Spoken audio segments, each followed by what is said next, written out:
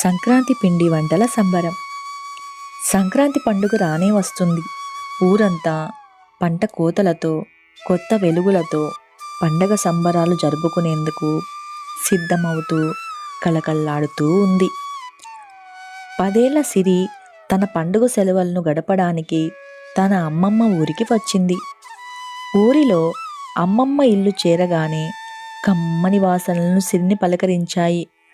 వంటింటి నుంచి వచ్చే ఆ గుమగుమలు చూస్తుంటే సిరి కడుపులో ఎలుకలు పరిగెత్తాయి. వెంటనే సిరి వంటింట్లోకి పరిగెత్తింది. అక్కడే పెద్ద పొయ్యి ముందు కూర్చొని ఏదో కలుపుతూ సిరి వాళ్ళ అమ్మమ్మ కనిపించింది. అమ్మమ్మ, ఏంటి ఈ వాసనలు? పండుగ వంటలు మొదలు పెట్టావా? వాసన చూస్తుంటే నోరూరిపోతుంది అని సిరి అనింది. అమ్మమ్మ నవ్వుతూ, అవును చిట్టి తల్లి, సంక్రాంతి అంటేనే పిండి వంటలు కదా. ఇంతకి నువ్వెప్పుడొచ్చావు? రా కూర్చో, ఈరోజు మనం అరిసెలు చేద్దాం అంది అమ్మమ్మ. అరిసెలు ఎలా చేస్తారో ఆసక్తిగా చూడసాగింది సిరి. నానబెట్టిన బియ్యాన్ని పిండి పట్టించి బెల్లపు పాకంలో కలిపింది అమ్మమ్మ. కలిపిన ఆ మిశ్రమాన్ని చిన్న చిన్న ఉండలుగా చేసి చేత్తో వత్తుతూ ఒక్కొక్క దాన్ని నూనెలో వేయసాగింది. అరిసెలు మెత్తగా రావాలంటే బెల్లం పాకం సరిగ్గా ఉండాలి సిరి అని వివరించింది అమ్మమ్మ. నూనెలో వేగగానే అరిసెలు బంగారు రంగులోకి మారాయి. అమ్మమ్మ వాటిని బయటికి తీసి ఒక చెక్క ప్రెస్సు మధ్యలో పెట్టి గట్టిగా నొక్కింది. ఇలా చేస్తే అరిసెలో ఉన్న అదనపు నూనె బయటికి వచ్చేస్తుంది అని చెప్పింది. సిరికి ఆ వేడి వేడి అరిసెలు చూసి నోరూరుంది.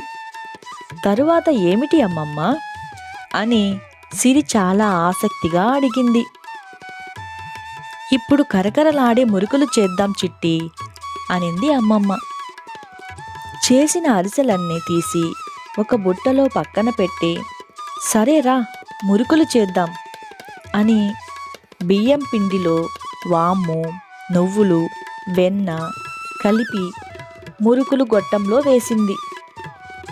మురుకులు గొట్టాన్ని తిప్పుతుంటే చుట్టలు చుట్టలుగా పిండి నూనెలో పడడాన్ని చూసి సిరి ఆశ్చర్యపోయింది.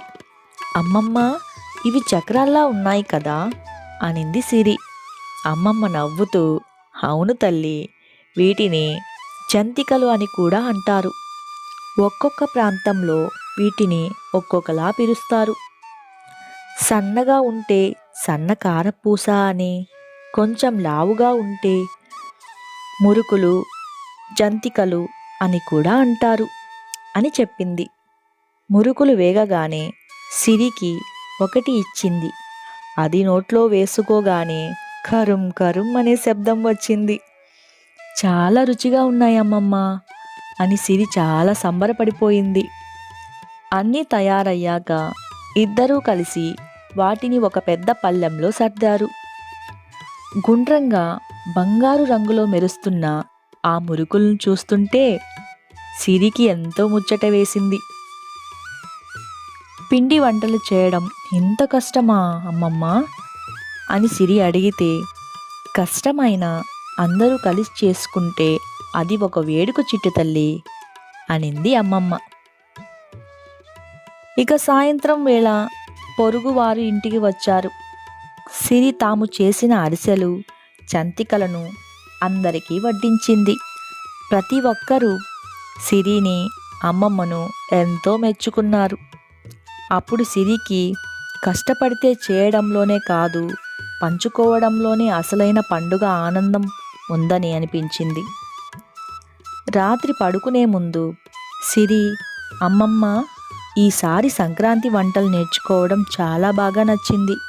వచ్చే ఏడాది కూడా నేనే మీకు సహాయం చేస్తాను అనింది.